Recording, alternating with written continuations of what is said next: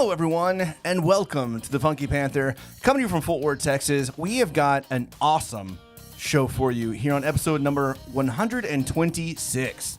We have got Scotty Scott in the building. You want to say hi? Hi. He's got the cookbook, Fix Me a Plate, and also the new food truck, Cheezy Does It. So we'll talk about all that jazz. So sit back, relax, and enjoy. Let's get into it. I'm Chad. I'm Javier. I'm Tim. And we are The Funky Panther. Man, We get loud. Sorry. I don't know if you know, but we get loud. We're all about, yelling more than we probably should. So how's everyone doing? Chilling, nice. Yeah? I can't complain. I've been doing all right. Okay. That was pretty lame. Could be better. No Could one be had better. anything bad happen to him? No, man, nothing bad. Not me nothing bad. personally. Not me personally. No more incarcerations, Tim? No more fake? alleged fake incarcerations. That's a whole man. No, we're good there. My buddy's house got hit with that little tornado in Weatherford, though. Okay. And so I went That's over not there and helped him out fixing his fence. It blew out kind of a wall on his shop that he had at his house, and so we had to fix that. Yeah. But other than that, everything's great, Yeah, that weather hit out of nowhere. I mean, it was supposed to happen like 1 and then 3 and then 5, and all of a sudden it's just like dark outside and winds going, I don't know how many miles I kept an getting hour. yelled at home because I kept opening the front door as a true Texan does. Yeah. I don't know if you. I know you're a transplant. You're not from Texas originally, so I don't know if you go out in the middle of storms and watch the tornadoes come in. Oh, but yeah. I want to see what the hell's going on. That's part of being a Texan now, you know what I mean? That is how you become a Texan. You gotta ride out your first tornado. All right, let's start with you. What have you been up to this past week, man? Opened a food truck. Ooh. Yeah. That was pretty cool. So I bet you that's been keeping you pretty busy. Yeah. It's, working out the kinks, all that good stuff, and just seeing how it's going to work with my family life and how much they're going to hate me for being gone. But other than that, it's living the dream. Nice. Awesome. Well, I'm excited about talking about the food truck. I had the opportunity of going this weekend, and so we tried everything. So I'm really excited about getting into it, man. Tim, what did you do this past week? Well, I'm wearing a jersey of something that I did. Panther City Lacrosse got to go see them get another win. Yeah, man. This is the second game that I've gone this season, and they've won, which is incredible.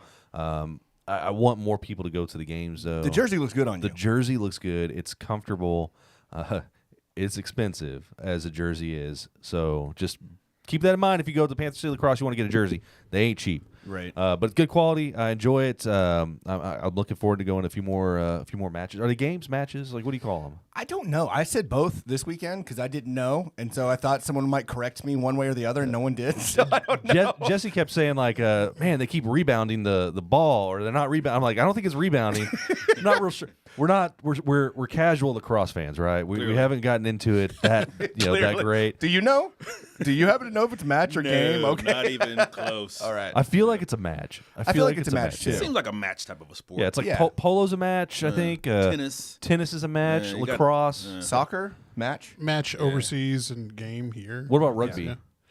Rugby match. Gash? Gash. I don't think. That's a different game. I don't think that's right. Yeah, it was a fun time. That was the first game I'd been to this season. I know we went to a handful last season, but we had the whole crew out with us. We basically filled up that one section that we kind of took over because we were all over the place, and we're like, you know what, that section has no one in it, and so we just took over. And so shout out to everybody that came out. It was a phenomenal game. We won. Man, that last quarter, it was just like back-to-back scores. It's like the Saskatchewan Rush didn't even have a chance. Right, just like in true hockey fashion, they pull their goalie because they're trying to get that extra man out there, and boy, did that not work out for them at all. So they got like 3 shots back-to-back within like a minute or two. It was nuts. If you're going, I don't know if they're going to be listening to us, Panther City Lacrosse, but if you're going to the game, just buy cheap seats and then go sit wherever you want. That's kind of what it is like right now. So I will say, and forever for whoever cares, which is going to be no one probably. I think that spending $20 plus, because I think the cheapest seats are $21 to go to a lacrosse match that's still up and coming is a little much. I think it's a little too expensive. I remember, not so much anymore because the Rangers ballpark is stupid expensive. Oh, for yeah. that. But you could pay $5 to get nosebleed. Why not make $5 tickets for the lacrosse match and make it more accessible to people in our city? Because I think that $21 for something that I don't really have a love for yet is a little much. I would love to see people get there and love it as much as we did on Saturday. You can go out to Frisco and pay like $30, Frisco Rough Riders, and watch. I mean, $30 is going to get you right on like the first baseline or behind home plate. That's like the most expensive ticket they're going to have out there, and you can have a great seat. Versus the $20 can put you in the nosebleed at Dickies. They're paying for Dickies is really what it is. It's, I was going to ask where they're playing. So and it's. So you haven't been to one yet? No. Yeah. No, I mean, Dickies want that money, though. I know that. They do. Yeah, They they do. do. They really do. And that's the deal. Is like I wouldn't mind spending $5 on the ticket, knowing damn well I'm gonna spend $12 on a Exactly. beer, you know, and then $120 on a jersey. Like you're spending the money anyway. You might as well just get me there. Get butts in the seats. Yeah, exactly. $20 parking, like we paid. I mean, it's money all the way around, and so I just think that they need to bring those ticket prices down a bit. But that's just me. Well, I mean, until they do, I'm gonna still go. Oh yeah, same. It's fine. Same. Luckily, they did have $10 tickets this past Saturday, which made it more accessible. It did. But that was a promo deal. I think a regular price should be $5 or $10. But So do you ever go to sporting events like locally, or what's the last one you went to? Ooh, so I'm originally from Detroit, Michigan, and I went to the Lions Cowboys game. Oh, which one? The most recent one where we got our booties kicked. Well, you know, it's been. I remember a time where we played against each other in the playoffs. Yes. And y'all almost beat us. I was at that game. I was very scared. Really? Yes, and it was a pass interference that was called back, which never happens. They never do that. But, it's Detroit luck. So, But I tell you what, Stafford, though, at the time when I forgot if it was this one or another one previous during that season, where he called everybody to the line real quick, acted like he was going to spike the ball and just jumped over, got the ball over the line and just pulled it back, and that was genius. Yeah. Stafford, he's a gamer, man. Yeah, I was glad to see him get his ring. He took his lumps in Detroit for like 10 years, so I was glad to see him get out there and finally get his shine, a little bit. So you have to respect that, though. You have to, it's absolutely. Like, man, he went through it and finally just, unfortunately, I mean, it would have been cool if he would have gone with Detroit. I mean, but we've got another buddy. It's Ernie. He's a musician, rapper here in the Fort Worth area. He's from Detroit as well. He's a big Lions fan. Do you know him? I do not. I figure Detroit's a very tiny Detroit's city. a small right? city. Like, Yeah. You should know him, right? Yeah. Well, no. When we escaped, we agreed not to talk to each other. like Detroit. All right, now walk separate ways. I feel like we could have been friends. It's unfortunate we're both from Detroit. No, I've never. I know Detroit's a big city. He doesn't know Ernie, of course not. So coming in from Detroit, though, did you bring any Detroit habits with you? Because this is what we know about Detroit. We had Ernie on, and Ernie, we're just figuring this is a Detroit thing. So Ernie comes on our show, right? We were the first podcast that he's on, and he's like, "Y'all are the best." We're like, "Cool, love it."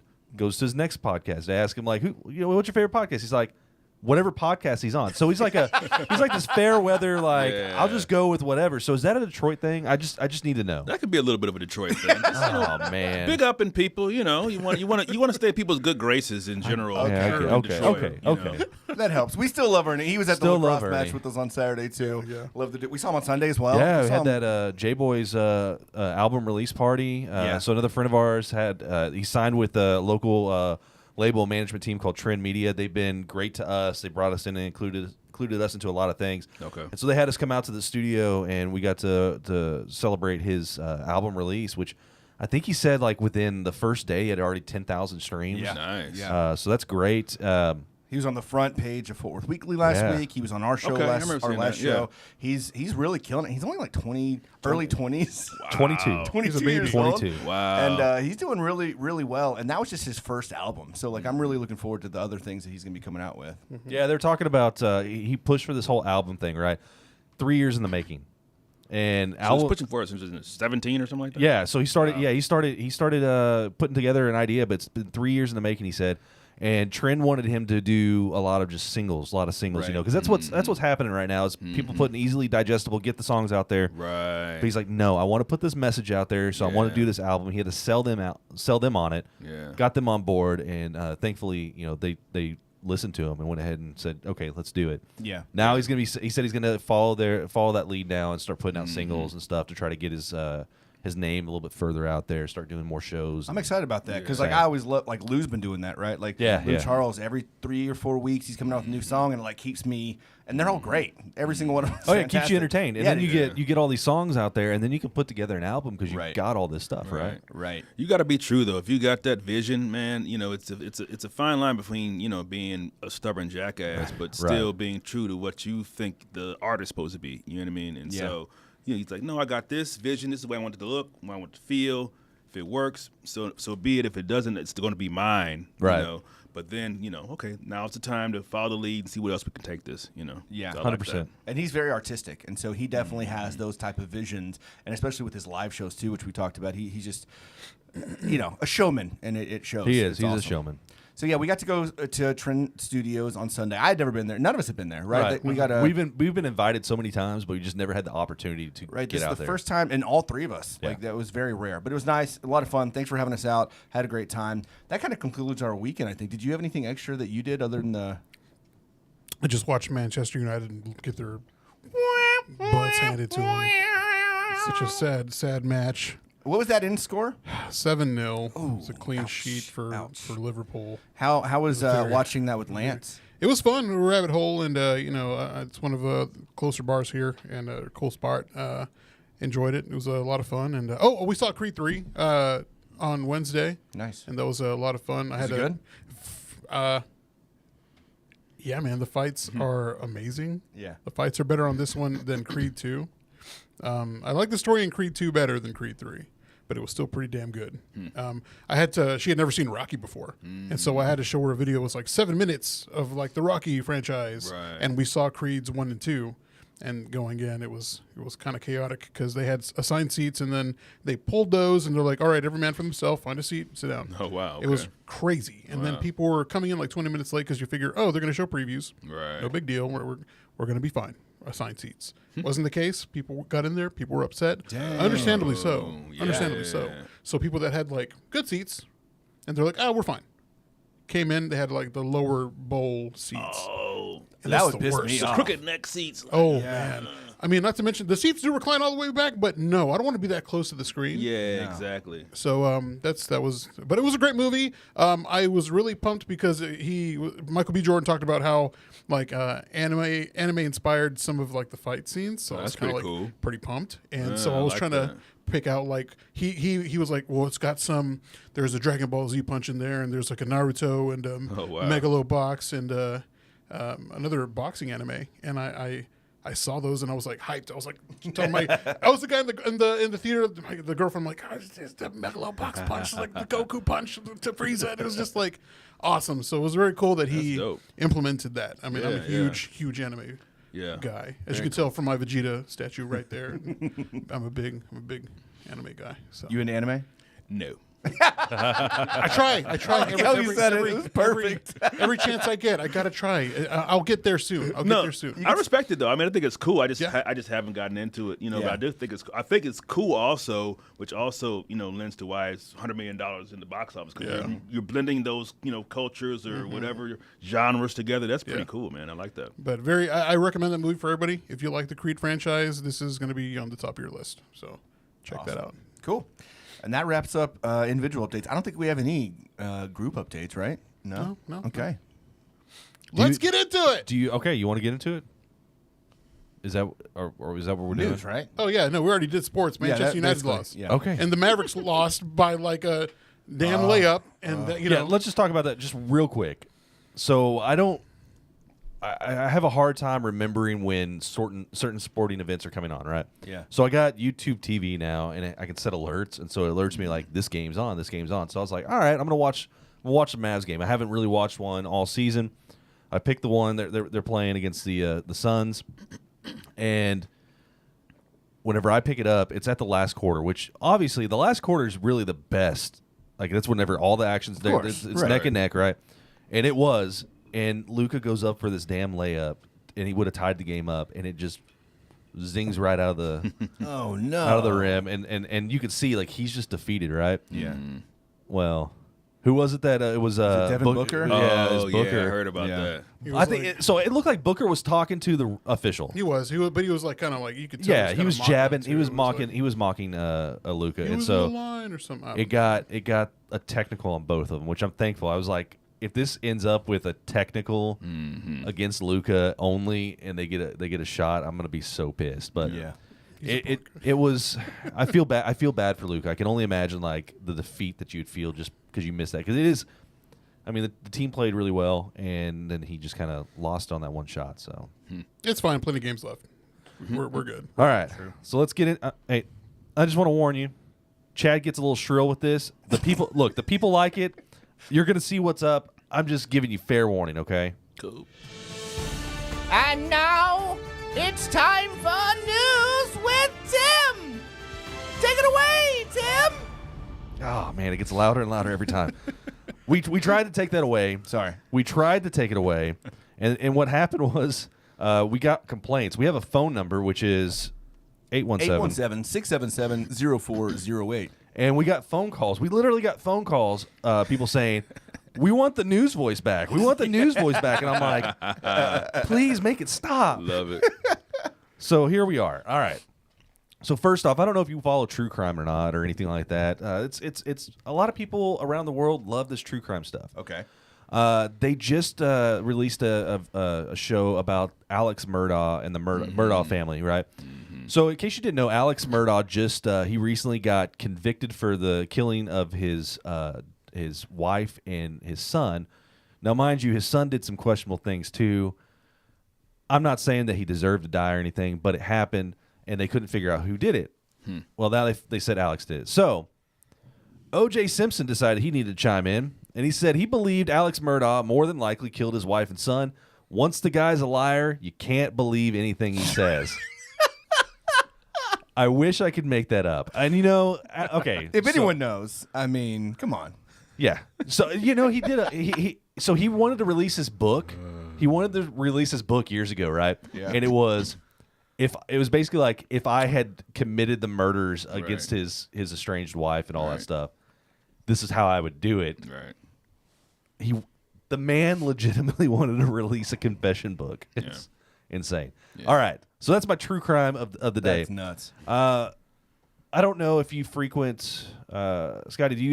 Have you been down to the coast of Texas and gone to any of the beaches or anything like that since you've been here? Galveston. Okay, so not always the prettiest beach. We're happy about what we do have, right? And Galveston's probably the worst one Yeah. too. Yeah, But I like- got a Galveston story, but yeah. But we got South Padre and, Yeah. and all that, and they do have some nice beaches, and thankfully there's a lot of free public access beaches, right? Right. So in 2009, Texas voted by 77 to 23% margin to enshrine the Open Beaches Act into the Texas Constitution. So unfortunately, as we've seen repeatedly, the selfish interests of politicians in our state often collide with what the people want.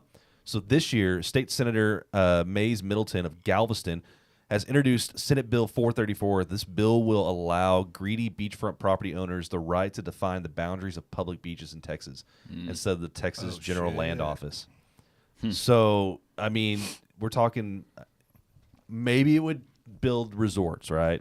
Resort-style beaches. Maybe the beaches will be a little bit nicer. I'm going to look at it on that side of it, right? I mean, they would have to be. If you're going to have that much money put into it, likely, Right. if you want it for a certain reason, they better make those But it's beaches going to better. you're going to be charged, right? Like to go utilize the beach more than likely. Right, yeah. So that's how it's going to work versus I can go down there for free right now. I can camp for free or camp right on the beach, or I can go to like South Padre State Park and camp there and access the beach, but they want to charge.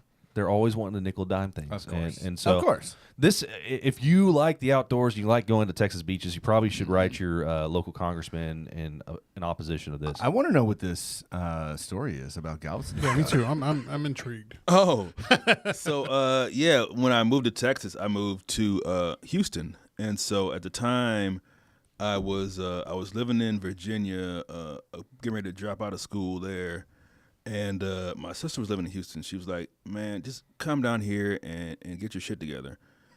And I was like, "All right, well, I don't real even know, like sibling where's fashion. freaking Texas?" As one you know dude what I mean? does, right? So I'm looking at the map. I'm like, "Oh, wait a minute, we're like right on the coast." I'm like, "Okay, maybe I can dig this, Texas thing or whatever." And so I got down there, and she's like, yeah, Galveston's like 45 minutes away. I was like, okay, cool. And I'm like, I've got visions of being, a surf bum. You know what I mean? I'm like, San Diego, I'm going to be this. And I get down there, and I was just like crestfallen. Like, it's so brown. Like, it's not what I had envisioned. It smells a little like death. What is that smell? Yeah. Look, you should have done some research, man. I'm just gonna say you should have done some research. I should have. Find some local. Hey, can you take some pictures of the beach real quick for me? Send them my way. I want to check this out. So then you've been in the water. Yeah. I mean, I have too. When you got out, did you have like seaweed on you all over? Yes, like I did. that. Yeah. Yeah. So the Texas coast, you start, Galveston-ish, and you kind of make your way down towards was it Port Aransas, and you got all the different stuff, and then down to South Padre, and it progressively gets better, but never great. Yeah, because you're getting closer to like that Caribbean, almost Caribbean type waters, right? Yeah, and of course it's just going to get a little bit better, but it's not. Again, it's not great. I mean, the last time I was in, it's been a long time since I've been in South Padre, but the water was not like step out and see to the bottom kind of. Hell no, not even close. So you're not going to get that, but if you go just a little bit further south, it's going to be nice. Unless these guys decide to take it over and it's private beaches, you can't access them anymore. How long did you end up living there?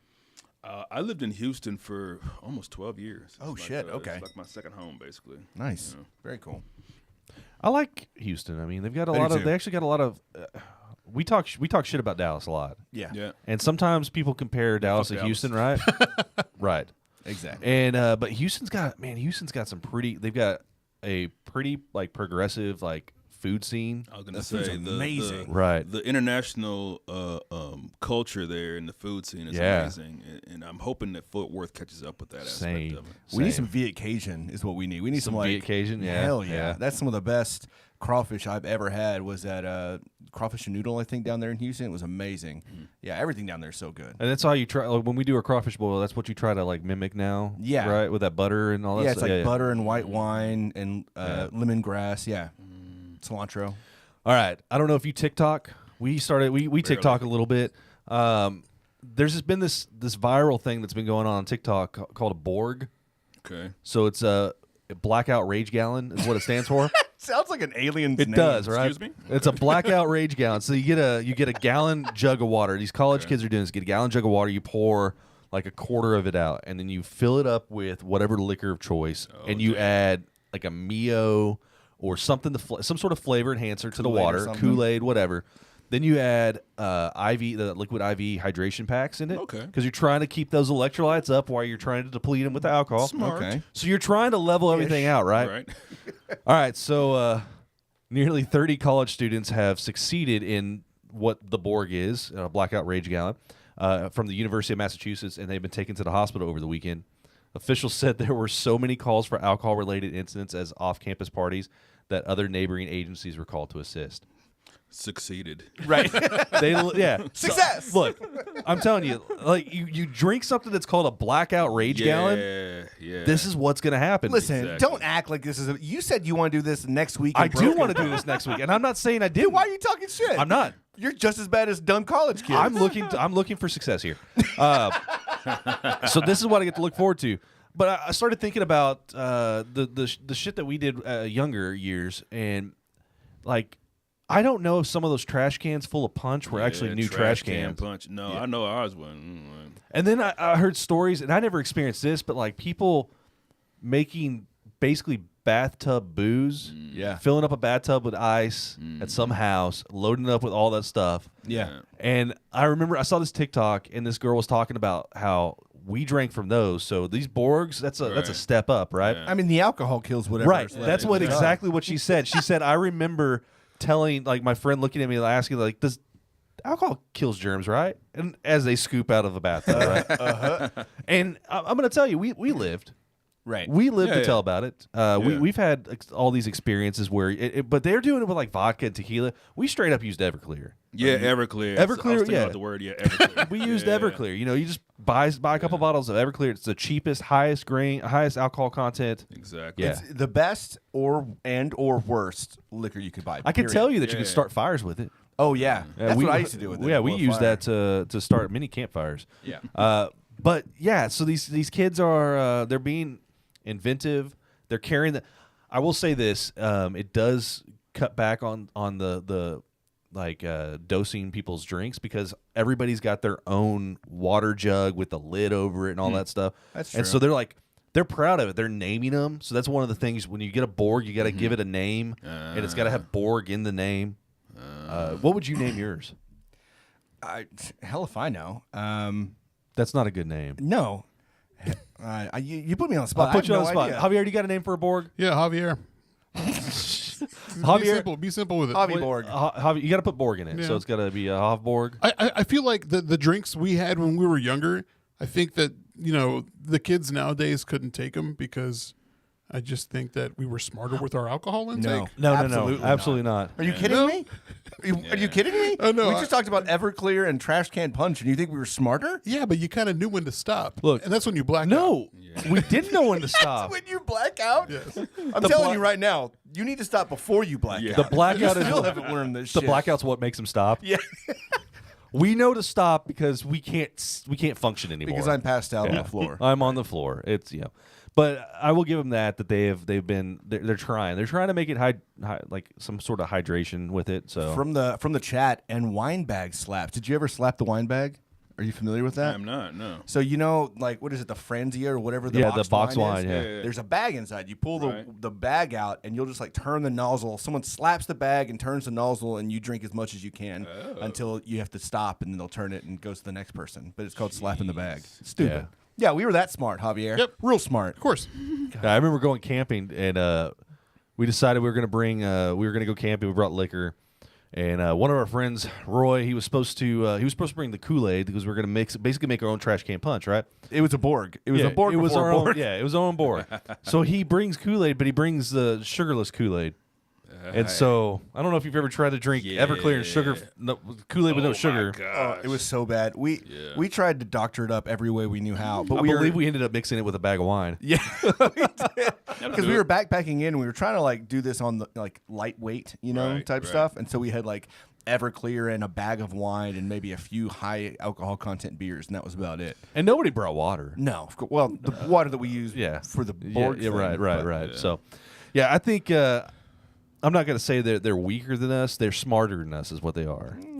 But to each their own. All right, so that's all I got for news today. All right. Actually, you know what? Breaking news. Just this past weekend, there was an amazing food truck that opened up here in Fort Worth. What? Yeah. So it was Cheezy Does It? Cheezy Does It? I've heard. I think he's wearing a shirt that. Oh Okay, my! yeah. You already have a shirt. How weird. So I'm sorry I left that out of the news. Just there it is, right? All right. And that was news with me. Thank you, everybody, and good night. All right, so now we get to get into the good shit. We get to get into Scotty Scott.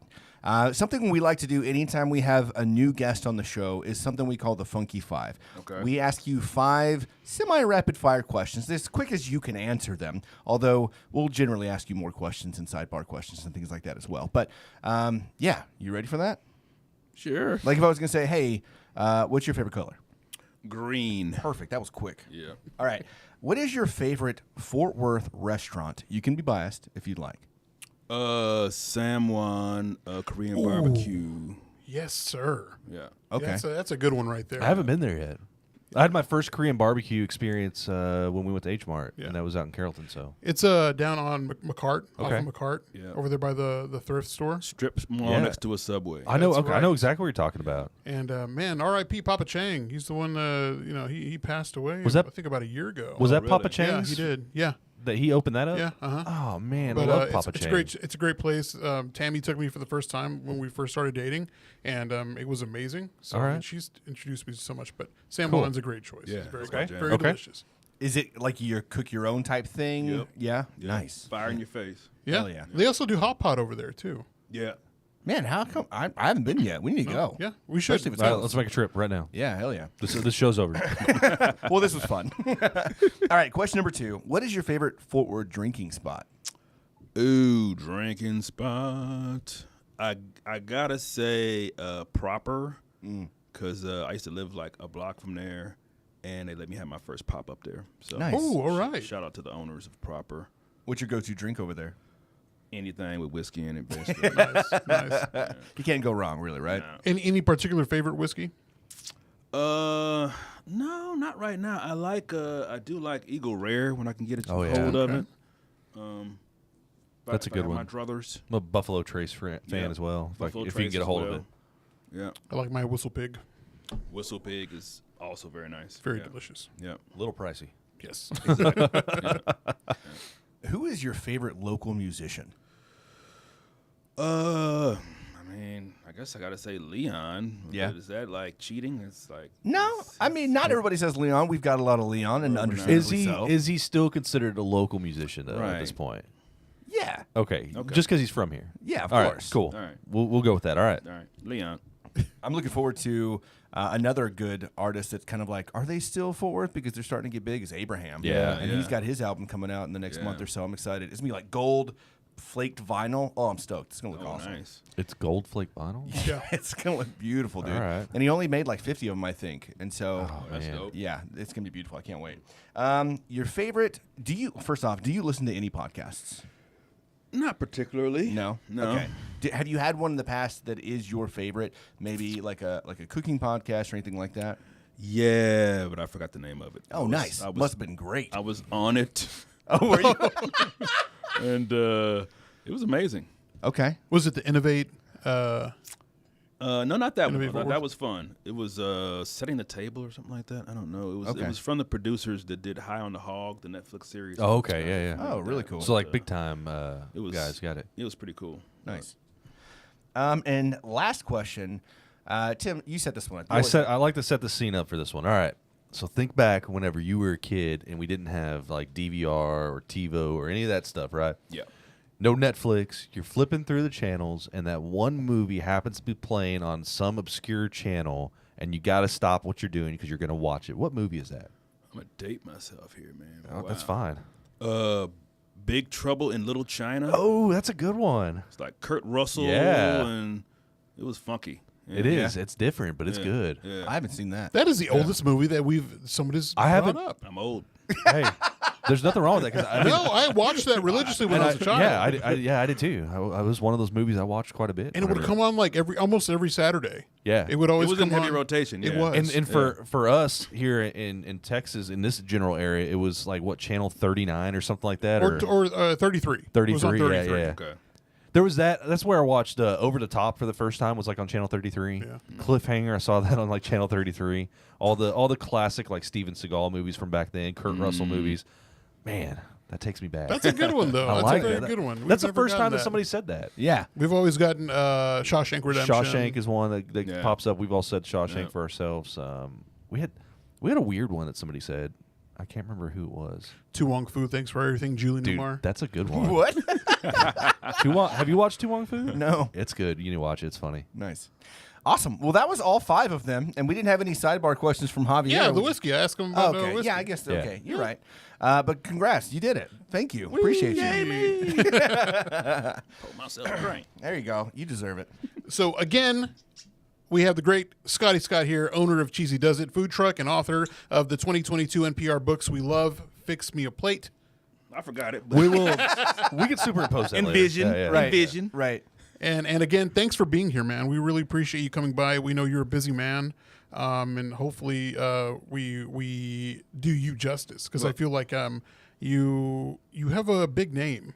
You have Yeah. a big name. You're a big starting. deal. You're starting to come up, and your Instagram is kind of like giving me Famous, hankerings yeah. for like food. Oh, Like, Go. but tell us a little bit about yourself. Well, first of all, thank you guys for having me. I really appreciate that, man. I appreciate you guys reaching out, and you guys got a real cool podcast here, so I'm glad to be on. I appreciate you. that. Glad to have you. So, what was the question again? Tell us about yourself. Yeah. So, born and raised in Detroit, Michigan. Just grew up around family members that were always cooking. My father was the neighborhood grill guy, so smoke would be coming from the backyard, and kids would be hopping over the fence looking for a burger or whatever he had on the grill. And my mom was, school teacher, taught adult ed at night, and still managed to cook dinners and stuff for us. So it was just, I just grew up around food, in all aspects of life. And so moved to Texas, not too long ago, a long time ago, to go to undergrad and escape my past in Virginia and went to law school after that. Tried my hand at being a sports agent for a couple years, went broke, and got into oil and gas. And once I finally got out of school and had enough money to kind of, start throwing parties for friends and family, folks were like, man, you need to open up a restaurant or something like that. And I was like, I'm just kind of doing my thing. It's just a hobby. Yeah. But the more I did it, the more I realized it's something that I really love to do, and eventually just started to kind of do my own thing with it, and started a personal chef service. And then after that, and that was called Cook, Drink, Eat, right? So actually, the personal chef service was when I was still in Houston. It was called the Traveling Gourmet. Oh, okay. Yeah. Nice. Yeah, and so I was on the road a lot for oil and gas, and had to give that up. And so when I finally got settled again, I was like, oh, let me pick this cooking stuff back up. And that's when I started Cook, Drink, Eat. Okay. I just really started it just kind of as a way to promote the business, not really knowing anything about social media. And then it kind of took off from there. It kind of blended two of my passions, which is photography and cooking. And so it kind of it was a thing where it pushed my creativity, and I really liked that, because it was, as a chef, you can roll out 10 dishes in different parties, and there's new people say, I don't know, it's all tasty, But on the internet, they're like, great, you can make spaghetti and salmon. What the fuck else can you do? So I was like, okay, I'll show you. I can remember vividly how I started doing videos. Is that I made something, and somebody asked, did you make this? And it could have been innocuous. You just could ask, and I was like, what? I'll show you. So I started doing videos and showing, like, yes, see, I did not pull this out of the garbage and just played it. So nice. It's been cool. It's been a pretty cool journey. Very cool. So what all did Cook, Drink, Eat consist of? Like, that was here in Fort Worth, I guess? Yeah? Yes. Okay. So what did you do during that time? Like, so, well, actually, it started probably like a couple months before I moved to Fort Worth. Okay. And so it was like on the heels of an incredibly trying personal situation going on, bad relationship, mother got sick, sister had some legal troubles, and I was like, great, what my life is terrible, and so I kind of just threw myself into creating and, kind of expressing myself through my food. And so it's just kind of blew up from there, I guess, so to speak, So would you say that it was kind of like a creative outlet to deal with the harsh reality of the world? Absolutely, 100%. I mean, I remember the first time, the first year I moved, so I was working in Fort Worth and living in Dallas. And so, I had this 7-year fiance relationship, whatever, that went kaput. And so I moved to Fort Worth. I was like, there's no reason for me to be driving this hour for no reason. Right. I might be closer to work where I figure out where my next move is. I'm like, I'm getting the hell out of here. Maybe I'll go back to Detroit, maybe, I don't know, Atlanta, anywhere. And so within that time, I think I probably stayed in my apartment maybe 3 weekends out of the whole year. Just always just gone, just trying to pretend like shit wasn't going wrong.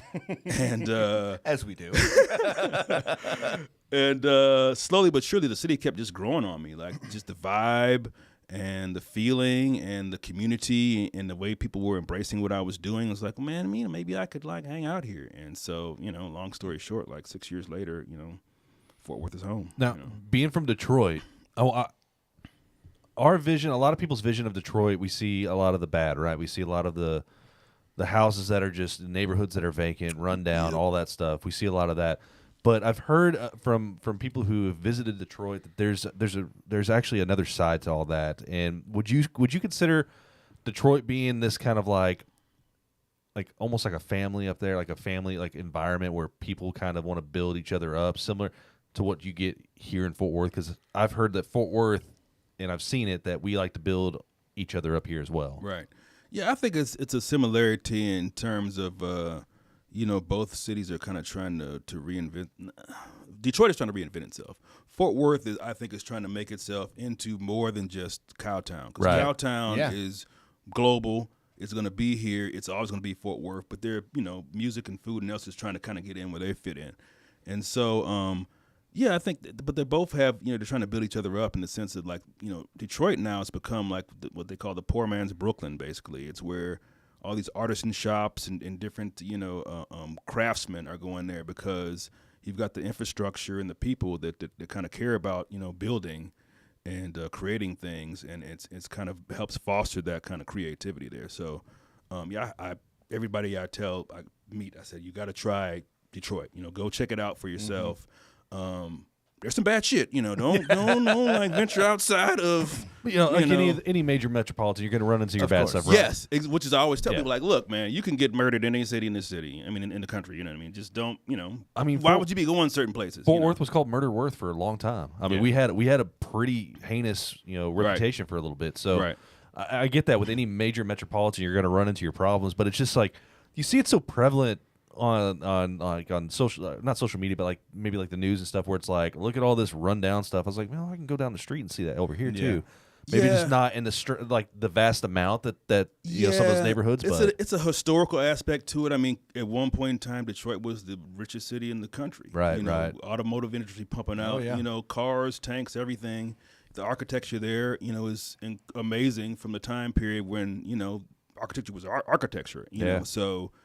It's the fall from grace, I think, that everybody kind of, shines a light on, like, hey, look, there are 12 abandoned houses. Well, I mean, the population loss has gone from like 1.1 to, I don't know, 400 or something like that, So, it's just it's an easy whipping boy, so to speak, when you want to talk about crime and stuff like that. Okay. I went last year and I loved it. Like you're right there on the water, and you have like quick access to Canada too, which is really nice. But the food was amazing. There were some really quirky and cool bars. Like you could just go a block away and have like your Nickel City type bar in the city. But then you've got another one where I was drinking bottle of what is it, High Life? Is that the champagne of beer? Right? Champagne of beer. And they would put it in a champagne bucket and give you champagne glass. I'm like, this is just clever. This is good shit. Absolutely. There was a lot of fun spots that we went to, and I just really enjoyed, like your point, the architecture. It's a beautiful skyline, beautiful city, a cause statue, which of course I love, and so I liked it a lot. It was a cool city. I need to make a trip up there. Yeah, I definitely do. Good breweries too. Yeah, I'm sure. I recommend it. So when was the last time you went back? Probably about 4 years ago. As actually, my wife now, or girlfriend there, we were dating at the time, and she was living in Brooklyn when I was living here, and I was supposed to be in a friend's wedding, and so the wedding got canceled like 3 days beforehand. So it was wow. Yeah, it's a long story. Yeah, I'm sure. I'm sure. But I was like, let me take this girl to my city and let me show her around, and she loved it and she thought it was amazing. I was like, she's a keeper. You know what I mean? There you go. So it was a great time. So where was the first place you took her? Other than like meeting family and stuff like that. So I took her on this boat ride. So it was like I was kind of doing a tourist thing in my own city. I'd heard about this. There's a set of canals just east of downtown. So it's called the Venice of the Midwest, basically, where you've got just a average looking house on the outside, and in the backyard is a canal that goes to the Detroit River. We can go, like I said, to Canada, to the lakes, and all that kind of stuff. I was like, let me show this girl a little something she's never seen before. You know what I mean? She's like, so we're getting in the Uber, and of course it's like, abandoned house, crack house. She's like, where are we going? I was like, just chill out. You know what I mean? So we get there. Once again, nondescript house. She's like, okay. I mean, so, and the guy was like, you ready to go on this ride? And she's like, are you gonna kill me? Like, what is going on here? So we get out the back, we've got this cool boat. We have drinks and eat, and we're seeing the skyline of both Detroit and Windsor, Canada, and it was a great time. That's really cool. It was really an awesome experience for both of us. Nice. Very romantic. I like that. It's very, very sick. Very cool. So Javier likes to ask this question, but I want to jump in here and ask this. Can you describe the perfect sandwich? Oh, the perfect sandwich. Available now at Cheezy Does It. A little bit. I like texture. I like playing with different flavors, and so I'm not tooting my own horn. Hey, toot away. Do it. Toot. I've got one of the grilled cheese I have is Gouda apple mint truffle butter, and so this one just came up. I was just walking through your neighborhood, high-end supermarket, no names, and they were giving away samples of cheese and apple, and I was like, wow, that's delicious. And it's like, oh, wait a minute, okay. And so it's really cool, and people are they're blown away by the hardiness of it, because I sliced the apples kind of thick. But the truffle butter is real savory and rich, and then it's crisp, cold apples, and then the mint is like a pop of freshness in the middle of it, and so you just kind of takes your mouth on a nice little journey of, ooh, wow. Well, you sold me on that because I wasn't quite believing Chad. I needed to hear it from you. Yeah, he said it much. I was like, all right. Now, the follow-up of that question, what's your feeling about like going with like straight up government cheese and cheap bread and making a grilled cheese? So, I mean, I got, Cheesy Joe it's a Wagyu sloppy Joe grilled cheese. Okay. And so, So it's still scaled up. Yeah. I mean, come on, I'm still. But it's giving you that kind of like, this is what a struggle meal can be like if we make it elevate it and like make it non-struggle, like stuff from like your past that maybe like when you grew up eating that you're like, I love these mixtures of flavors, but let's elevate it kind of thing. Yeah, and it's funny because I've tried to restrain, like my whole thing is, mixing it up. You know what I mean? Making it different, putting my spin on it. And it was funny, I came up with this idea. I don't know why the hell I had some sloppy Joe at the house or whatever. But me and a friend of mine were at a chat room, and I was like, man, I gotta, I'm hungover. Like, I got all this fucking sloppy Joe at the house. I was like, I got some cheese. Too. Went home, and I was like, wow, this is amazing. And then the next day after I was not drunk, I was like, this is still tasty. All right, that's the real test of truth. That's exactly. That's how you know it's good. Because, I mean, I love Totina's pizza and pizza rolls. Yeah. They're good, right? Yeah. But they're even better when you're drunk. Right, so. right. So, yeah. All right. Okay, go ahead. No, go ahead. No, I'm just saying, so, yeah, it's just, it's just a classic taste, and it's sometimes you don't have to mess with it. It doesn't take much. And it's amazing to me, like, especially in our opening night, people love that just as much as they love the Gouda truffle butt, because it's just homey and it's comforting, So coming in from the chat, someone, our friend Teresa from Amplify 817, part of the library and all that stuff, she wants to know what kind of apples you use. Honeycrisp. Honeycrisp. See, I like Honeycrisp. That's a good one. It's a good choice. All right, so let's continue the journey. So we left off kind of at the cook, drink, eat stage, right? Mm-hmm. You didn't have any formal training or anything like that, right? It's just like all self-taught? All self-taught, just, learning from my mother growing up and father. And honestly, a lot of it's kind of like, community learning through, doing my videos and stuff. Because I'd make stuff, and I'm very proud about, what I put out there in terms of, like, if it's not in my eyes, hey, I'm not going to give you the recipe for it, because I think everything should be delicious. And so I make stuff, and I'd be like, hey, guys, this looks beautiful for the gram, but it tastes like boo-boo. Like, what did I do wrong here? And they're like, oh, eat this. And so it's pretty incredible the way, as much as I hate, Instagram, I love Instagram because at the same time it's a community, right. The internet itself, it's a community. And so just trial and error through that, trying new things, burning up stuff, it's just learning along the way, basically. So going back to like you were trying to like cook like how your mother cooked. Mm-hmm. What was that first recipe you made that you were trying to perfect that like your family made? What was that one dish? Mac and cheese. Yeah. Mac and cheese. It was her mac and cheese. That was the moment where I made something, and I think my aunt was over there too, and I was like, all right, there you go. What do you think? And they're like, oh, this boy can cook. I was like, oh. Okay. Is this the one that everyone's raving about? Because I know Robin talks about your mac and cheese. Yeah. She made it at her last, I think, Friendsgiving this past year, and everyone was talking about how amazing it's it good. was. Yeah, it's good. It's good. It's good. It is. Is it in the cookbook? It is in the cookbook. Okay. Yep. Nice. So how many times did you make that mac and cheese until you got it finally perfected? And is it ever perfected? Is it just something you're still going to toy with? I mean, you have that mom's mac and cheese, but maybe do a little twist on it. That one's it's in the locked and vault. It's done with. Sometimes I got several recipes that I'm always tweaking with, but that one it's good to go because sometimes you just get it right. You get it right. Yeah, absolutely. I will say that lactose chef video that you posted on there, I could not stop laughing, and that is a dilemma of like I'm sure cooks everywhere. So as a lactose intolerant individual. I pick and choose my battles. And I choose cheese every single time. And you know what? No regrets. Yeah. I would rather eat. I mean, I like ice cream and all, but I'll skip out on that. Yeah. I'd rather eat something like that's good, savory, cheesy goodness any day of the week and just suffer through it. Yeah, I mean, it should be a great story, right? A young lactose intolerant kid from Detroit grows up to be the grilled cheese mogul. I mean, who would have thought? Is that true? You're lactose intolerant? Yeah, Man, yeah. I was about to ask you what is a big like fear of chefs? Like, what is their big like? I mean, being lactose intolerant is one. What's another? Like, what's another? I imagine like losing like your sense of smell. That would be that was one. Like during COVID, that had me freaked out. That was bet. one.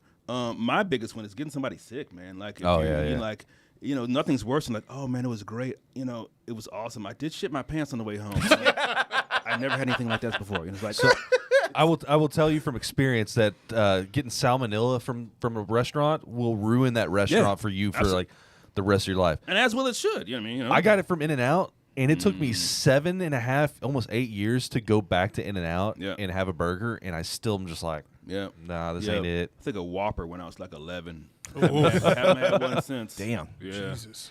So moving on forward, right? Like from Cook, Drink, Eat, again, you've learned from, your past and family and things like that on how to cook and perfecting it. And obviously you've got good taste because you're able to tell what you like and what you think is good and continue with that recipe you're perfected or whatever it may be. Mm-hmm. What was next to make you go, man, I need to put out a cookbook? Actually, the publisher just reached out to me. Really? Yeah, and they were like, hey, we love your stuff. Would you write a cookbook? And they emailed me, and I was like, man, this is some Nigerian prince shit. Whatever, Like a month later, like, hey, just circling back, we'd love to do a cookbook with you. It's like, let me, because like, one of my fears is like, especially as a, influencer and all that kind of stuff, people send you shit all the time. Right. And you click on that link, and now they got a control of your, Instagram, they're posting butt-naked pictures on there and stuff. So I'm like, I don't click on anything. So Getting calls. What are you doing? Exactly. So I went and got on my girl's computer and I Googled it. So Smart. Always use somebody else. Better her Instagram than yours, right? Yeah. You got 300 followers, baby. It's all right. So no, they reached out and they're like, hey, we love your stuff. We'd like to do a cookbook. What do you think about that? And I was like, I mean, sure. I mean, at the time, I was in a point where I felt like I had to kind of need a push. Like I was kind of stagnant in what I was doing, and I was like, I need to do this, And so they, took a couple ideas around of what kind of genre they wanted, and I had, I do all kind of stuff, and I want to do fusion. And like, people hate fusion, so no, how about soul food? And I was like, okay, I was a little hesitant just because I'm not classically trained. I'm not a food historian, and there's a lot of history involved with soul food, and so I wanted to make sure I was able to do it justice. And so, it was incredible because I used to write growing up. I was like the kid that like wrote all the funny stories in class and made the class laugh and stuff like that, and just hadn't done it in a long time. So I was excited just to be able to do that and be able to create in that aspect. How long did it take you? So apparently this is not the way you write books because I talked to several other authors and they were like, yeah, man, I had we take a year to do reach out to different publishers, and then we took another year of recipe testing. So I did mine in like 8 months. Oh, wow. With Rambo. Thank you, Rambo. Rambo was my photographer. She's amazing. Shooting in my, living room with my 2-year-old jumping on the back of my head when I'm trying to plate stuff. I wrote the book in probably like 3 nights just because, I have ADHD and I can't focus unless I have to do it. And my publisher's like, you're going to be fired if I don't get this. And then you get that hyper focus. Hyper fixation. Yeah, there it is. And there it is, So I didn't sleep for 4 days and it was magic, So, like 8 months. Still was working, full time at that time too. But, it was, as a first time author, they gave me a first time author deal, which you can read into that what you want. Right. And my mindset was, okay, I'm gonna show these fuckers. Basically, I'm like, I'm gonna surpass what they think this book can be. Right. And make them realize exactly what I can produce. And I think we did that. Yeah. Did you think when you were writing it that you were gonna be like all over all these different publications, on the Today Show, like all these different things that happened to you last year? Never. No? Never in a million. It's still wild to me. It's still one of those things where you kind of like in it in the moment, so you still don't realize it. But yeah, never. I was just like, man, let's just do it. You know, a lot of the stuff we did in there was kind of against what their format is, because you know the publisher, they have a format. It's, you know, I almost didn't do it because it's a softback, and I always had envisioned my book to be hardcover, but I was like, I got to do it. And their format is 60 pages, 60 recipes, softcover. That's how we sell books. And they were like, we want to be a plate, you know, looks like this, blah blah blah. And I was like, man, I can't, you know, that's not me. You know, Right. I'm gonna, you know, like we spoke earlier, like I got to be true to what my art is. And fortunately, they let me, you know, deviate from that a little bit, you know, which I think helped out in the sense of, you know, people, you know, with it resonating with people, because it's not just, you know, flip the page and then great, there's some tomatoes. Oh, that's awesome, you know. So it's you know, I tried to put as much of my energy and what I do in terms of how my videos and my music, and my food is produced into it to kind of give you a little more than just your average 1, 2, 3 step recipe. So you bring up music. While you were doing all this stuff, did you ever like listen to anything in particular, or did you have like something running in your head while you were doing this? Not necessarily. Like an internal soundtrack or something like that? I mean, I always got something in my head, which is annoying, but not necessarily. I mean, I do have that with my videos and stuff. Like, I'll hear a song, like, I got to do a video to that, you know. Sometimes it'll take me like 3 days to come up with a song that fits just right for it, because I'm just weird like that. Yeah. But not necessarily for the book. The book, it was more about, you know, the storytelling and the vision I had from that, and it was pretty cool because some of the recipes I'd really forgotten about. I'd forgotten I even had them until I was like, you got to come up with 60 recipes. And you told these people you have 60 recipes. You don't have 60 recipes. So I'm like, think.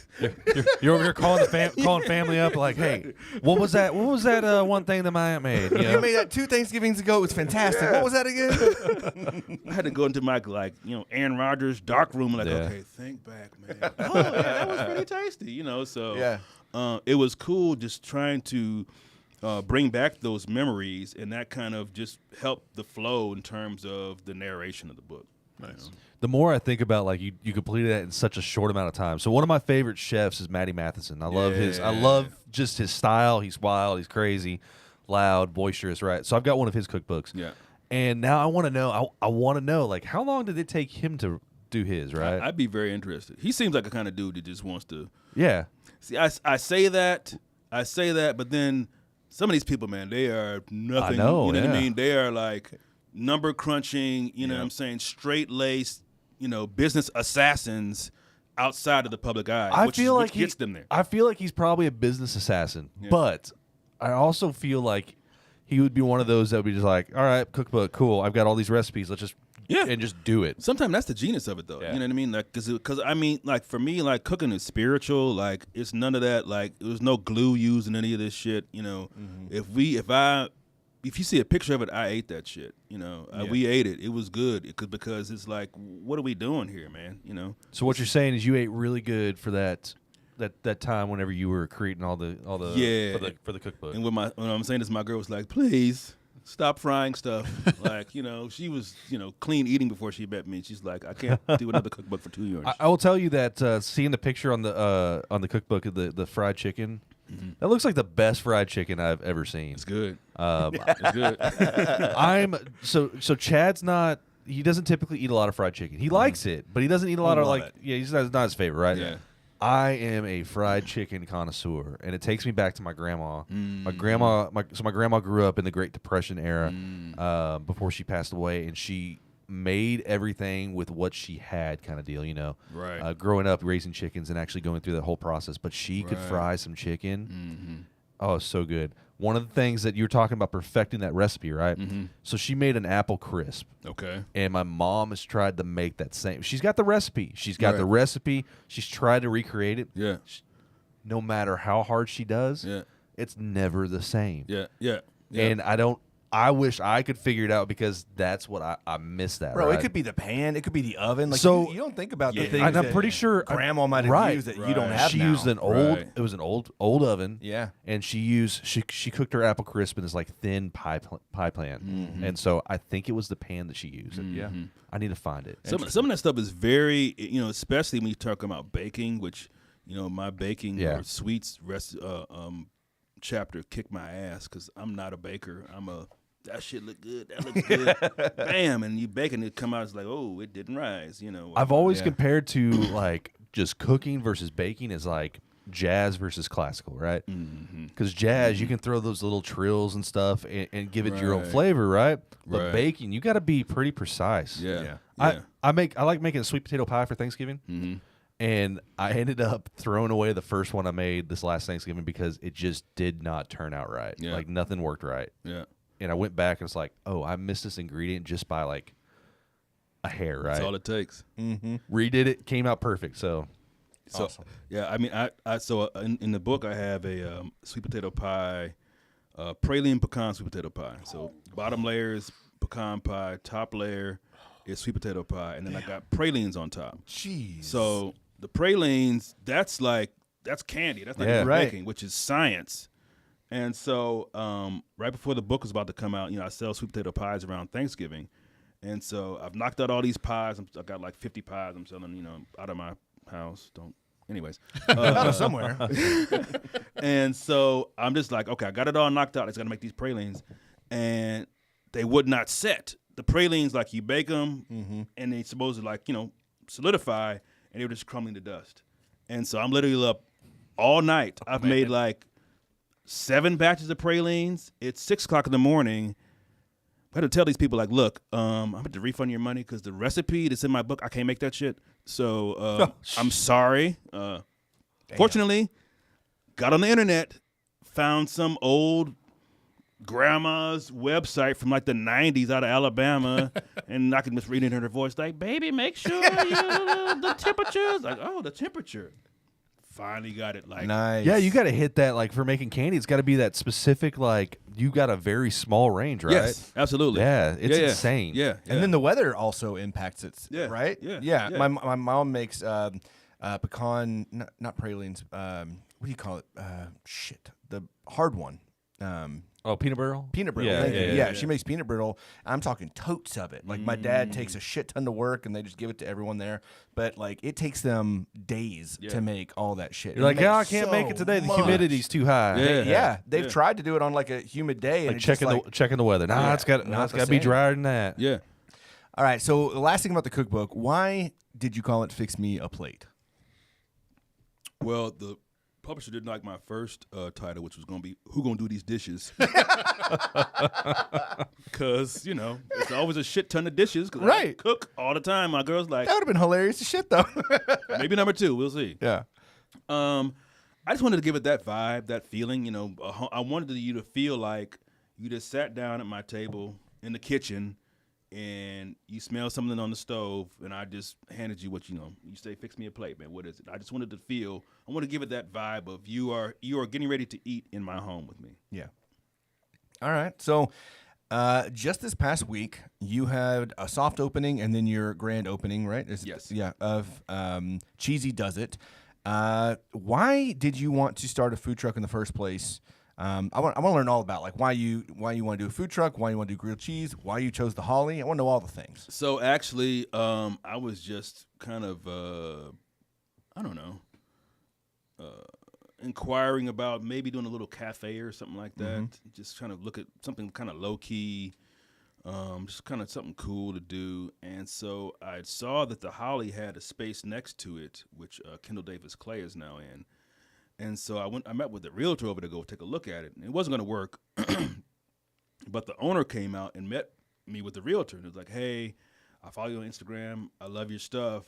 The city said we can't build out this far on our property. What do you think about doing a food truck there?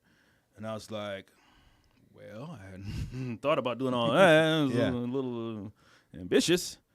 But I was like, man, I can't pass up this opportunity. I mean, it's a bustling part of the city. I'm always doing pop-ups. I'm always trying to feed people. And so I was like, yeah, I'll do it. It was about 7 months behind schedule. I apologize for that, Liz and Steven. But that's kind of how it started. The Holly's kind of perfect, though. I mean, I don't know. Had I gone, like, I went into it thinking, like, okay, I'm going to drink some wine and I'm going to get a grilled cheese. I don't know how that's going to work, right? But I think it was Steven that was there behind the bar on Saturday morning, and he like was pairing. He's like, well, these two are going to go really well, and he already knows your menu, obviously, right? So he's like the good butt, right? This one's going to go good with that one. This one's going to go good with the chicken one, and this one's going to go good with the sloppy Joe. And so he put them all on the counter. He's like, which sandwich you going to get? Get the bottle of wine. And so that's what we did. We ended up buying everything on the menu. We didn't expect that, but like, I mean, he already had it ready for us. I was like, okay, this shit's going to be great. Yeah. You didn't expect that? Look, coming from the guy that when we went to Goldie's, we go in there expecting like we're gonna get a little bit of everything, and we got a little bit of everything. You didn't expect that? No, I was. I'll be honest with you. I was hyper fixated on that good butt sandwich beforehand, and I was rightfully so. That thing was absolutely amazing because it's. Go ahead. The pairing though, with it's like a sparkle. I think I had a sparkling with that one. A white wine that goes with it. It's just it's incredible. I mean, I love a food and wine pairing. Same. And so, it seemed like, so for one, obviously wine and cheese. I mean, that's a no-brainer. True that. I didn't think about that. That's You're why smart. Grilled cheese. Also, I just think grilled cheese is like, I always like to play with them on Instagram. It's a blank canvas. You can stick whatever you want in there. And so, I'll be doing all kind of funky stuff on a weekly basis with that. So talk to us about the menu. So the menu is the good butt is a fan favorite. It is Gouda, apple, mint, truffle butter on sourdough. The so good. It's filling. Like it feels light when you're eating it. Like it's like light and kind of springy, summery. Like I'm really excited about. And it was also you're out on the patio at the Holly. Right. But like it's also filling. Like it's a decent amount of food too. Yeah. Well, one of the folks that I had working on the truck, they're like, when I'm passing it around like them sampling, it's like, man, this doesn't have any meat, but I'm feel more filled than I think I would be. I was like, well, yeah, because I'm slicing the apples thick. I want you to know it's a freaking apple in here. You know what I mean? I don't want you to be like, is that apple? No, it's an apple. The Cheezy Joe is Wagyu, sloppy Joe, sliced American cheese, Wonder Bread. Nice. Simple, except for it's Wagyu. You gotta give it a little. Right. That's an elevated struggle. I'm telling you. Yeah. I like it. And then the Bammy Bird is actually out of the cookbook, so it's kind of the evolution of everything. So I've got, I told you my father, was my, grill sensei or whatever, and I had to have, even though soul food, I'm not a big grilling, but I had to have something in there, homage to him. The pecan smoked chicken with Alabama white barbecue sauce is in there, and like. It's one of the things I love about it is because, Alabama white barbecue sauce is not big in this region. Right. And so some people have never heard of it. And so I love introducing people to new stuff. And they're like, oh, man, this is great. It's like, yeah, it's great. It's the pecan, the pairing with that. I don't know why, but it's amazing. So I have a hard time with mayonnaise. Yeah. Like, I just have a hard time with mayonnaise. But I actually really enjoy that Alabama white barbecue sauce, which I never thought that would. In my life, I never thought I would say that, but it is delicious. So I've got to try. I've got to try all of them now. Is it a mayo base? Yeah. Oh, I didn't realize that. Yeah. That's what gives it the white look. Okay. Yeah, that makes sense. I've had it a couple times before, and I think it's great, depending on what meat you're using it with. But yeah, it's great. I never knew that was a thing. I never knew until I saw Master of None, and they Barbecue Mike's got a question. Okay. Is the croque monsieur on the menu? It will be. It will be. It will be when we start doing brunch. So getting ahead of myself, but yeah, it will be. There you go, Barbecue Mike. We're gonna start doing brunch, and it's got to be right. I mean, it's Monsieur or Madame? Yeah. You gonna throw an egg on it or? I don't know yet. Okay, all right. I don't yet. Literally my favorite sandwich of all time. Is it? Yeah, croque Madame. Yeah. So I've got that. That started off as a barbecue dish, and then in the remix chapter, it's avocado toast, and so I did an event where I served up the avocado toast, and people were like, man, if you make this, I will buy it anywhere you are. And I was like, really? And like somebody else was like, you have to make this. I was like, really? I was like, okay, I guess it's a thing. And so that's why it's on the menu, because people, it's recipe testing. We got good feedback. I've got some duck fat fries, which I love, with chimichurri aioli. So I roast potatoes in duck fat, and then I freeze them. And then, so when they're ready to go, I just flash fry them, and I've got basically a mayo mixed with chimichurri sauce, and it's. I never thought about it's a great pairing. Roasting them in duck fat and then just freezing them. Well, because roasted potatoes, right? That flavor, it's just hard to beat. And I was doing it when I was like, I gotta do this somehow, but I can't roast potatoes all the time and just have them sitting there. So so just roast them, freeze them, 2-minute flash fry, and they're ready to go. That's brilliant. It is brilliant. Like I've seen a lot of like double fry, right? Like what do you frites, things like that. But I never heard of roasted. Because so I don't know if you know this. You can get duck fat in a spray can. It's not good for the environment. But like an aerosol? It's an aerosol can. But a lot of people who have Blackstones, you use that, and so we actually get that, and I use it a lot when we're doing any roasting vegetables. That's a go-to. I spray my roasted vegetables down with that, and then throw them in the oven, and so good. So they're not even like they're not cut like fries. They're Right. like that's not a wedge. It's like half wedge or what? I don't even know what you call that. Home fries, maybe. I don't know. I mean, I tried the traditional fry shape did not work well with roasting, so I just cut them up basically.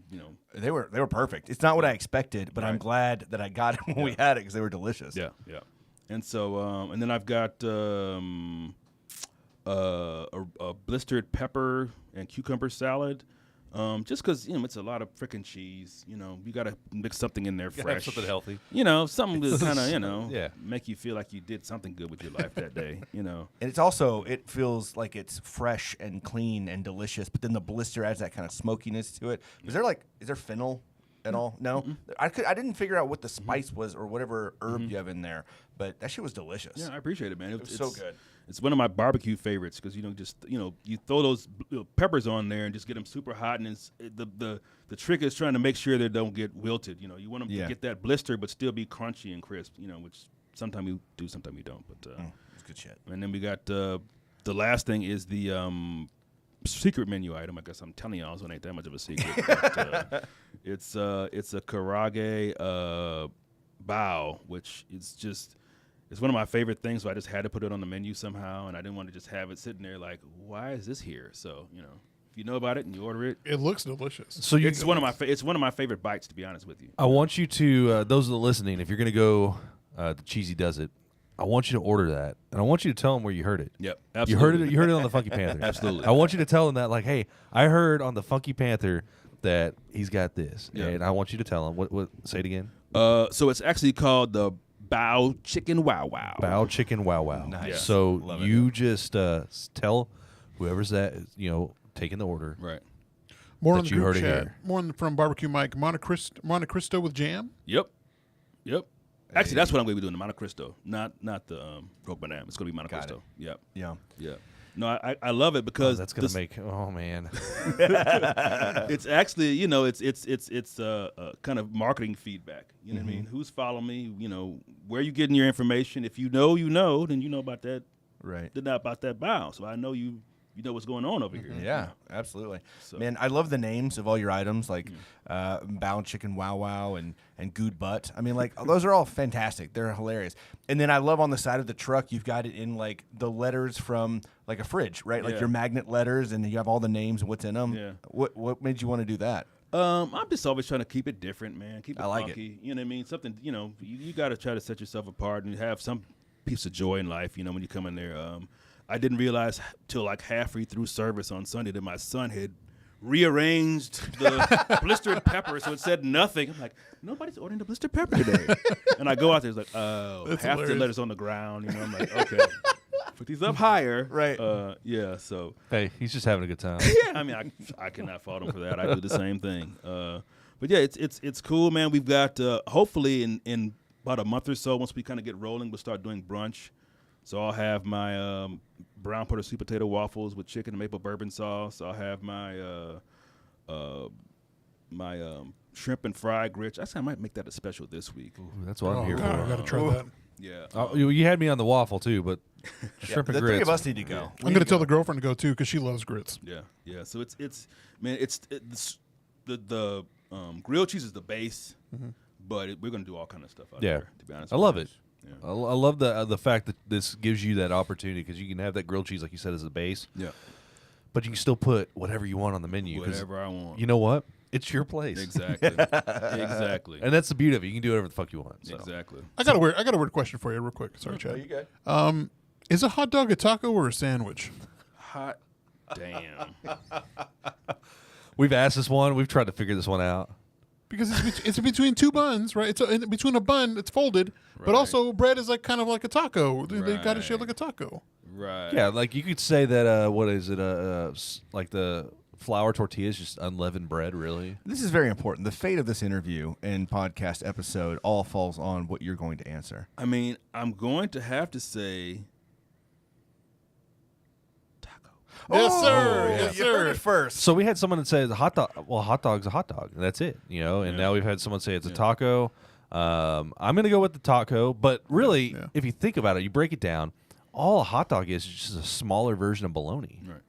But here's why though. Don't get me wrong. Now, if you rip that bun in half and it ain't joined, now it's a sandwich. Yes. But when does it ever not rip though? Because every time it does rip. So Yeah. Big So brain if- there saying so you're eating a sandwich. ripped sandwich, whole taco. Taco. right, Okay. that's right. Now onto the taco. What's your favorite crunchy taco? Because you're a taco man. You said on one of your posts. Yeah. I think it was like you do anything where you don't care what it is, but you just you eat a crunchy taco. Yeah. Something So like that? so for one, first of all, I mean, taco love is I mean, tacos. I pretty much owe my whole family life to tacos. That's how me and my girl met. I have a shirt called Taco Sexual. I've seen that, yeah. I take my tacos seriously. She was living in Brooklyn at the time. I don't even how we were following each other. She's like, I love your shirt. And I was like, man, I don't normally do this because it's sleazy, but I'll just give you one for free. Just repost it for me. And, 4 years later, 2 kids, blah, blah, blah, blah, blah. Wow. Tacos. It worked, right? Yeah, clearly. Tacos are important. Wow. But no, I remember somebody was talking shit about crunchy tacos on the internet. And I was like, man, look, I do truffle stuff, I do black garlic, I do all kind of, but we're not going to get away from real food. I mean, is it authentic? No. Is it delicious? Yes. I mean, course. we're not, trying to be, elitist about our food around here. Yeah. And so I love me some crispy tacos. So the taco from that post you made that taco. Yes. So how about your restaurant taco? What's your favorite restaurant taco?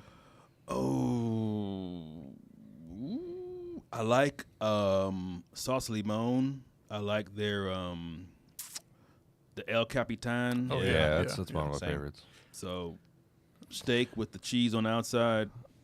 It hits. I want to send you someplace, and I want you to experience this. So It's a trap. Don't do it. It's not a trap. It's not a trap. So one of our buddies, we were going on about which one was it? We were going on about a taco spot that we love so much, and then our buddy Kevin was like, "No, I need to take you to my taco spot," and it's okay, Kevin, because you said it on the show already, so everybody knows. But there's a place on the west side. It's over off of Camp Bowie. It's called Dos Hermanos, and it's in just a Mexican meat market, and you walk in there, and it's a little bit. They've remodeled, so the floor looks a little bit better. But go and try some of their their pastor and Dos Hermanos. Yeah, Dos Hermanos. Just give it a shot. It's traditional street tacos. Yeah. We've all been. They're fantastic. Yeah, they're great. There's a taco casa in front And they're of it. cheap. Yeah, there's a taco. Yeah, literally, there's a taco casa in front of it, Yeah. and it's in the strip center right behind it. They're cheap. They're actually, they're cheap. Cheap tacos. Yeah. They're so good. I would love for you to go out and try it and just say if it was good or not. So 2 taco places that I really do actually love though. One is actually in Dallas. It's Lombardi Tacos. So it's like, I don't know, Loop 12 and Lombardi or whatever. It's over in the strip club area. Yeah. No ass smells over. But, I know exactly what you're talking about. cash only, and you probably need to speak some Spanish too. Yeah. And they're phenomenal. I mean, my friends from Mexico like, this is where you go. And then DFA, right on Hemp Hill. I used to live across from the one in Dallas, so I was over there all the time. But Okay. they So also I've never have been to the- that one. I always went to El Mill over on Hemp Hill if I was going to go to. And I went to Juanitos across the Yeah. street from El Mill a couple nights ago. Shit was good. Coming in from the chat, we got to send you the Tapatios. JB Junior's over in the north side. Okay. You got a better spot, you said, that you found, right? That's supposed to be better than Tapatios? Oh yeah, it is Or better Tapatios. Tacos Chihuas. They're rolled tacos. Have you had like rolled tacos like Tapatios? Yeah. So there's JB Junior's over by the stockyards, and then Tacos Chihuas. I think they've got better meat and better sauces like the. What is the red sauce? It's like Divorciados. yeah. They Like get the- the red sauce. Technically, white sauce. the rolled tacos are flautas. Right. But So they're flautas. They're flautas, Yeah, right? but they call them rolled tacos. They're fucking flautas. Yeah, I know what they are. They're I'm straight just up- they're saying, flautas. On the menu, Yeah, you see yeah. them as rolled tacos. Okay, Chad. Bro, it's not a white person thing. I'm reading the. I just said your name, buddy. I didn't say it's a flauta, man. Do not get it twisted. Yeah. Okay. All right. Whatever. But My ancestors pissed on your grave. No, I'm just kidding. Such an asshole. We used to go to JB Junior's all the time. He had a food truck, and then they actually have a restaurant over off of 25th Street, which is Azle Avenue. Avenue turns into 25th before you get to the Stockyards. But they had a food truck there, and that's where we used to go. We'd go out and have some drinks or whatever. And when you're got that kind of like I need that hangover food to kind of soak everything up, we would head there to finish off the night. But then we started going. We found out they had a restaurant. Well, they didn't at the time. Okay. They just had the food truck, and so we would wait in line, wait 15 minutes for the food, and then we'd order like 3 dozen different tapatios, and then we would just like lay it all out on someone's trunk. You know what I mean? And then everyone's just going ham on these like, and they're rolled and they're topped with that cabbage crema. and crema. Yeah, all over them, and so you're just getting like. Whoever's car we're eating on the next day has to go to the car wash before it gets too sunny because you just got caked on crema all over the back. That was life, man. It's like on the chat. It said they had a saying, "Come for the come for the tacos, stay for the fights." Yeah, because there was always fights over there. True that. True that. It was a good spot. Surprised no one died. I'm sure some people did, but They probably did, but whatever. It was good times. So being a cook. You're a chef. You're a chef. You're a master of food. You've worked with so many recipes. Like, what is the most like you cooked all day? You made people amazing food. You go home. What do you eat? What's the first thing you do? What do you eat? Ooh, what do I eat? Like your go-to? I think the question is like, what do you fix for yourself? According to the show The Bear, you make yourself a peanut butter sandwich and you eat Doritos. Yeah, I've been doing a lot of that lately. Trying to get this food truck going. I've been eating like shit, man. You're a busy man. I don't eat like that normally, but you just don't have time, man. Especially like, talking about prepping and cooking all. You talking about 12, 13, 15-hour days. I mean, I'm eating like cashews and a LaCroix and calling it a day, When I do cook for myself, though, I love cooking gumbo. I love making pasta from scratch and making sauces, making red sauces and stuff like that. That sounds amazing. Just anything that just feels homey and real and takes some time.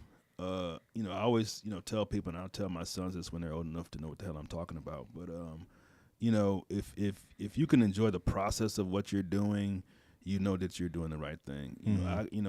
It's you're not waiting on the outcome. If you can't enjoy, what it takes to finish the task, then you're in the wrong business. You should do something else because I just love the aspect and the building of flavors and how it all comes together in the end. Have you ever looked at that? I forget off the top of my head. I can't think of the book right now, but it's like it's one where it pairs flavors for you, so you can like I forget. You probably know the name of it. I don't know. Like you can pick strawberry, and you go to strawberry at the book, and it's kind of like a dictionary, and it pulls all the things that will go well with that. Like, oh, basil would go well. And you're like, oh, I had no idea. And then you start pairing these flavors that you didn't think would work well. Yeah. I love that book. Yeah. I've loved just understanding food by looking at that book. Yeah, I'm bad about that. I like just try to close my eyes to everything regarding food and cooking shows and stuff, just so if I feel like if I did it, then I haven't been influenced by anything. Yeah. I got to stop doing that, though, because it's stupid, and I need to be more informed about some of that stuff. But that's how I love, my people ask, like, what makes people a good cook? And I think some of you got to have a good taste. You got to have a good palate to begin with. Agreed, yeah. I mean, if you like trash food, you're going to be a trash cook, basically.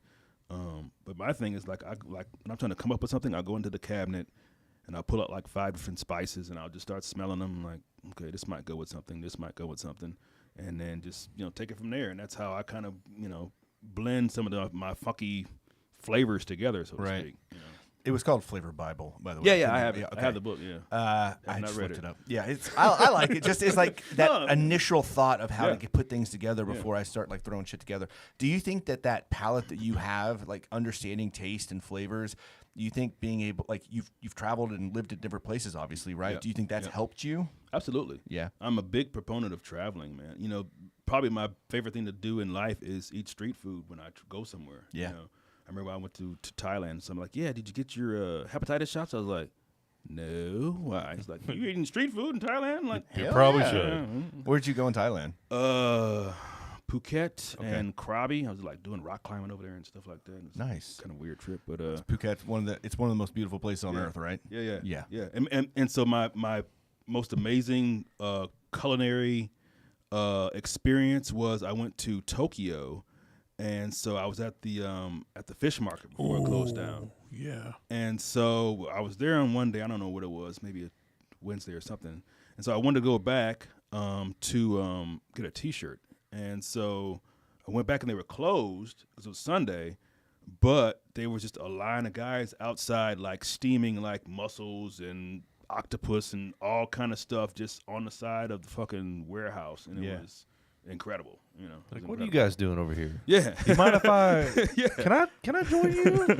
It's always best to not say no. You know what I mean? Like you're in those situations. Like I had a donkey burger in Beijing, and it was, I wouldn't do it again, especially if I was outside of Beijing. But like, it was a thing, and I was like, I'm going to give it a go, right? Look, I'm going to tell you, the rest of the world eats horse, and horse is slept on. Actually, horse is pretty good. Yeah, it's all relative. Yeah, I mean, it's just they're pets here, right? Yeah, I went to law school, you know, and it was probably the most diverse law school in the country, and you know, there was a girl there that I was kind of hanging out with from Nigeria, and she was like, "What is that?" And I was like, "Shrimp, girl." She's like, "That is disgusting." I was like, "You kind of have a point there," but you know, it's all relative, you know. Right? Yeah. I mean, you just what you're used to and accustomed to, and this other cultures, they're like, "Yeah, this is delicious," you know. Yeah. So food wise, where's your favorite food location? Like place you've been to? Like a city? Yeah, like a city. Ooh. Tokyo's definitely up there. Brazil was amazing. Also, Buenos Aires was amazing. I've been wanting to go there Damn, so bad. You are well traveled. Look at you, man. That's awesome. Yeah, well, I'm like weird. Like I was late to get my passport, so I haven't been to like Paris, but I've been to Vietnam. So you know, I've been to Machu Picchu and stuff like that. So I'm like making my way around to the weird stuff to come back. Like I've had this dream of going to Argentina just to experience the meats that they. I mean, because they're known for just their open fire cooked meats and then their wine and all that. And so I've wanted to go there so bad just to experience the food culture. Yeah. No, my chimichurri I was trying to replicate what I had. Yeah. And actually, it wasn't in Argentina. It was in Uruguay. Okay. Right next to. That's right? Right next to it. Pretty close. Yeah. Montevideo. Yeah. Right across the ferry. And so I was looking for online, like what did it look like and what did it taste like. But yeah, like my bucket list thing is to go skiing in South America in June because that'd be cool. The seasons are flipped. Yeah. Right. All right. So for people that are listening or watching right now and they do not cook much or they don't know what to do or how to start, because you're a self-made man, right? Mm-hmm. What is one dish that you think everyone should learn how to make to say, hey, I've done this and I can cook? Oh, a good red sauce, I think. You know, it's something that's, a lot of people that say they can't cook just don't want to cook. You know, they try to rush everything. Like, everything can't be done in 10 minutes, man. You know, it's really just if you have the patience or not. So a good red sauce is something that's not going to get super high heat, so you're not going to worry about burning it up. You know, just as long as you have some time and some patience, it's pretty easy to master, I think. And you think that's what red sauce, that's what it takes is time? It takes time, takes the right ingredients. You know, it takes some, basically, for the most part, Nice. Yeah. Very cool. Well, we talked about the food truck. When are y'all open? When can people go see you at the food truck? So we are open Thursday through Sunday. So right now it's 1, starting at 1, but I think I'm going to try to bump that up to like 11 or 12 at the very least. So we're not like in the middle of the rush hour. Yeah. So but Thursday through Sunday. So on Thursdays we close at 9. Friday and Saturday we close at 10, and Sunday we close at 6. Okay. But if you are, you follow me on Instagram, Cook, Drink, Eat, or Cheezy Does It, I'll post the hours there. Cheezy Does It with a Z. With a Z. Very nice. Yeah, man, Saturday was packed. It was good to see. Love to see people coming out and showing up. And it's pretty cool. And everyone was taking pictures and loving the food, and it was really phenomenal. I'm looking forward Sorry I couldn't make it. Go out more often. I'm going to try. I'm going to try to make it up there soon. We're going to go maybe this weekend. Yeah, I'm definitely going back. Okay, I can do that. I'm already thinking like, how far is it away from my job? Can I get there on lunch? Oh, I could take a long lunch. Sure, I could do this. Yeah. All the more reason for us to open up early. Yeah, there you go. Right. Anything else? You plugged both the social medias, Cheezy Does It with a Z, and then Cook, Drink, Eat. Anything else you want to plug or talk about? No, just cookdrinkeat.com. That's where you got free recipes and stuff like that. Follow Cheezy Does It because, like I said, we're starting off with grilled cheese. We're going to do private dinners there. We're going to do brunch on Saturday and Sunday. That'd be cool. So it's gonna get funky. Liz and Steven are real, and they're awesome. What they're doing at the Holly, and they're real supportive of just making the when I do pop-ups and stuff like that, I want it to not only be something that's pleasurable for your palate, but it's an experience. And so we're all about making a cool experience for folks. It's a good relationship y'all have. I liked, again, seeing him pair wines with the different sandwiches, and I think that's going to be beautiful for both of you. It's going to be great. I'm looking forward to it. And it couldn't be at a better location either. Yeah, absolutely. So, all right, man. Well, we'll go ahead and wrap this up. We really appreciate you coming on. This has been absolutely amazing being able to talk to you. We've all been fans and seen you all over social media for a long time now. Actually getting to sit down with you. Thank you for coming out. Yeah, I appreciate you guys for having me, man. You guys are 3 cool dudes, man. It was a lot of fun. Appreciate it. We try. We did it, guys. He said we're cool dudes. Yes. Accomplishments. Success. If you don't already do so, make sure to follow us on social media at The Funky Panther, or subscribe to our YouTube channel. You can find all of this at thefunkypanther.com. And like Tim mentioned earlier, you can call, text, leave us a voicemail, 817-677-0408. Stay good, y'all. I'm Chad. I'm Javier. I'm Tim. And we are The Funky Panther!